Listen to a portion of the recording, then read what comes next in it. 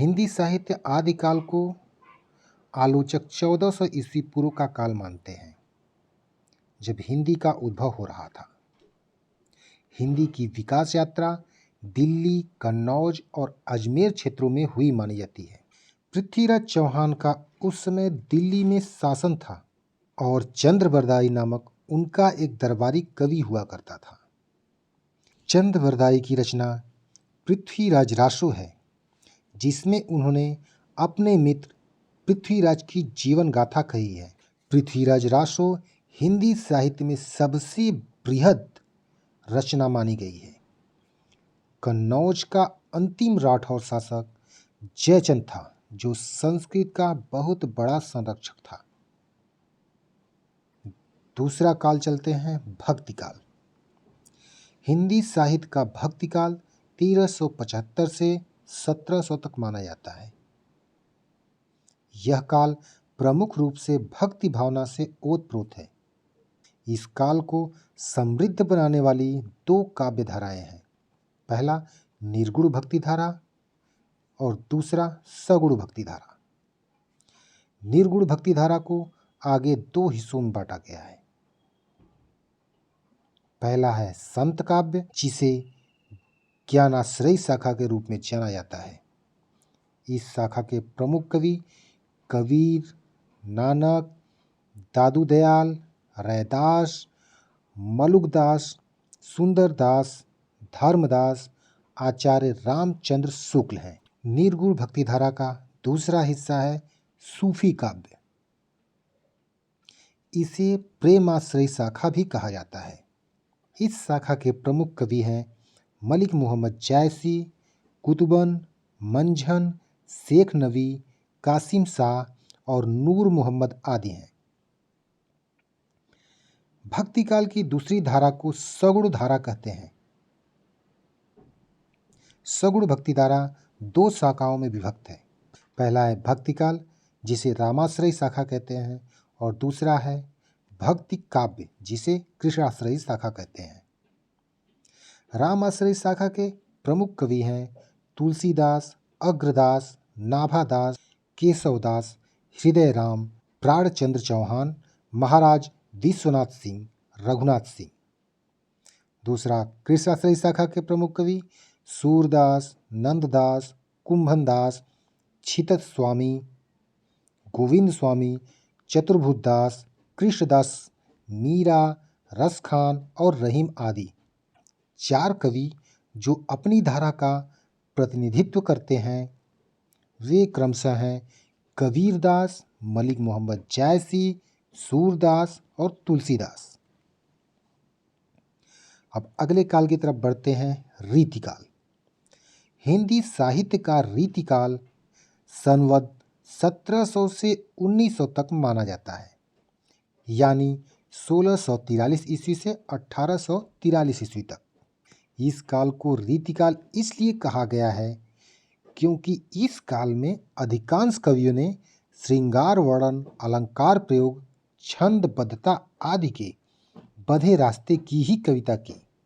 हालांकि घनानंद, बोधा, ठाकुर गोविंद सिंह जैसे रीति मुक्त कवियों ने अपनी रचना के विषय मुक्त रखे। इस काल को रीतिबद्ध, रीतिसिद्ध और रीति मुक्त तीन भागों में बांटा गया है। रीतिकालीन कवियों ने समय के साथ बहने वाले विचारों पर लेख लिखे। केशव, बिहारी, भूषण, मतीराम, घनानंद, सेनापति आदि इस युग के प्रमुख रचनाकार रहे। अब अगले काल की तरफ बढ़ते हैं, आधुनिक काल, यानी इस समय का काल।